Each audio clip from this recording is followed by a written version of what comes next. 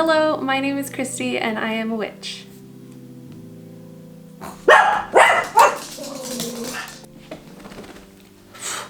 The witch is back. The top two things that I'm probably asked the most are, will I do a beginner witch series, and what book recommendations do I have for beginners? So I'm gonna do both of those in this video.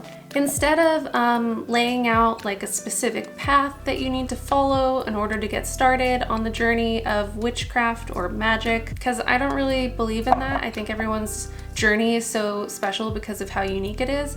I decided I'm just going to do some beginner witch tips. You can take them or leave them. If something resonates to you, great. If not, that's totally okay. Every witch has their own way. That's my slogan, I guess. One of my 3 slogans. 2 slogans? Anyways, some of them are things that I did do, and some of them are things that I wish that I had done earlier. Things that I had to learn the hard way. So yeah, I'm just gonna cover a couple of beginner witch tips. Do with them what you will. The first thing that I'm going to recommend is journaling. You could have a bullet journal, you could have a typical journal, you could have a Word document or a notes app. The point of it is more like an exercise to write out what is calling to you. It might help you develop a more specific path for yourself. It might help you figure out what your goals are, what you want to manifest, what you want to work on, what you want to practice specifically. This can also change. I do recommend redoing this exercise, and if you want to keep those original exercises, the first ones that you do, it's a great way to see how you have grown. I did not do this. I started a very, very long time ago, and I wish that I did, because I think it would be really cool to see what kid me was looking for, what kid me wanted to get out of this. So tip number 2, you don't need any tools. The only thing that is important to this practice is yourself. I think that a lot of people are drawn to it because how aesthetically pleasing it can be to have cauldrons and athames and like a whole room full of candles. I get it. I do. I really do. All of the stuff that I have acquired over a very, very long time, but you don't need anything specifically to do this work. The only thing that you really need is yourself. So don't feel like in order to do it right, you have to have all of the things. Don't be intimidated by Instagram posts or Pinterest boards that are full of beautiful things and think that your practice won't be as effective because you don't have them. You don't need them. And over time, you will probably acquire them, but don't feel like you have to get everything right now. Tip number 3, kind of in line with that, it is totally okay to improvise. If you are trying to put together a spell or follow a spell that you read in a book or saw in a video, if you don't have a specific herb, find one that is more accessible to you that has similar qualities or attributes. If you don't have a specific colored candle, you can use a white candle. If you don't have a lot of time, you can use a birthday candle. It will burn very quickly.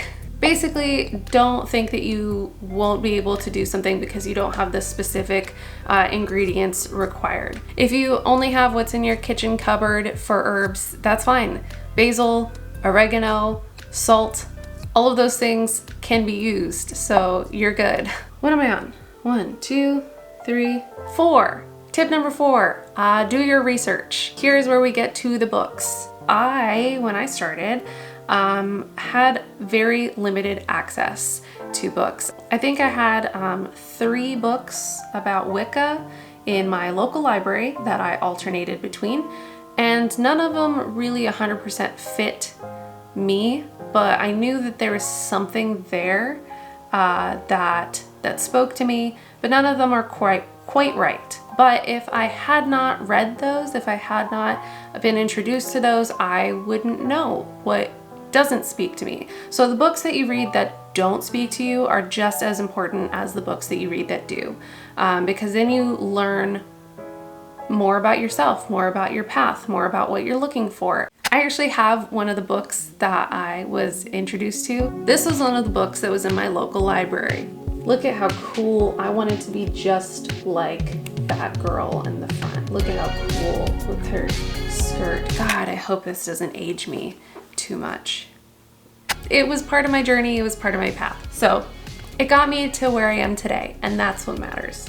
So let's get to books that I do recommend. First, I recommend that you look at what's out there and see if anything specifically calls to you, because you might look at the same books that I'm about to recommend and say, I don't want to read any of those, and that's okay. One of the things that I, of course, always push is that every witch has their own way. So when you're reading books, remember that that is from one witch's or one person's perspective. The books that I'm going to recommend are mostly non-specific about what path you are on, so they're kind of more umbrella secular witchcraft books, because I think that those are the most broad spectrum. Most of them also have sections about different types of witchcraft, so they will tell you about other paths that you might be more interested in.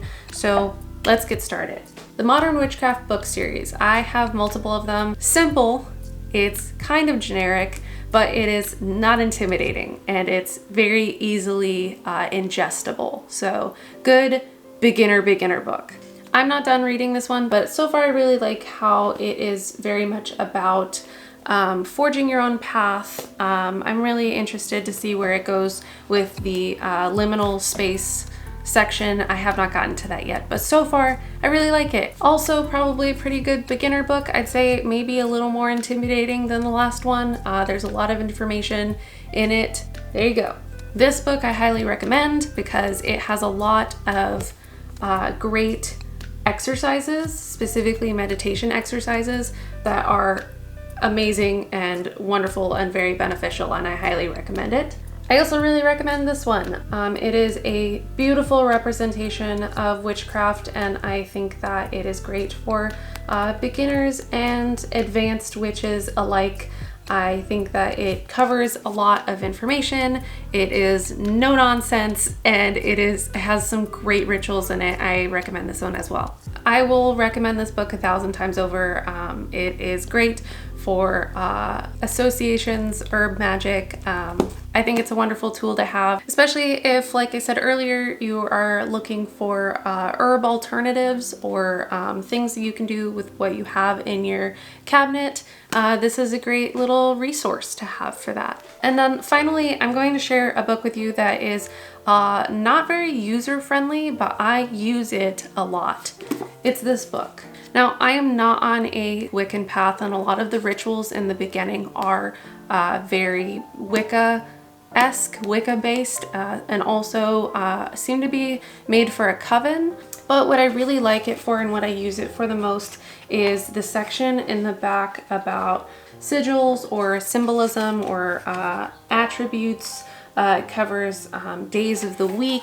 It's got a lot of information, but again, it's not very user-friendly. Like, there's no numbered table of contents. So if you want to easily find stuff in this book, you should put like little flags in it. In fact, I should do that because I just wind up flipping through it to try to find the information that I want. But there's a lot of like numerical correspondences. There's a lot of information in this that I use all the time, even though the beginning part, I'm not in a coven, I don't follow this specific path. There's a lot of information in here that I absolutely adore, and I'm very glad that I have access to. So take what you will from that. Tip number 5 is to understand what comes with the term witch.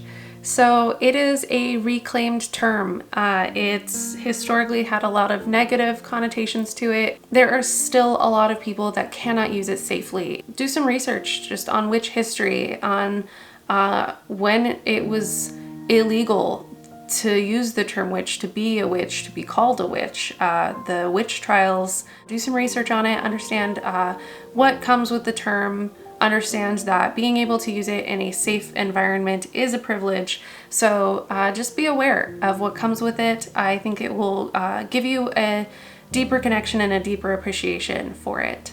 So the last tip is to remember that this is a practice and not a miracle cure. It's a drip brew and not a instant coffee. Some things are going to be harder than others. Some things are going to be a struggle. Some things are going to come to you very naturally and very quickly. So just be patient with it and be patient with yourself. Everyone is going to have natural strengths and weaknesses. If you're patient with yourself, you will find yours, I promise. Give it time. I believe in you.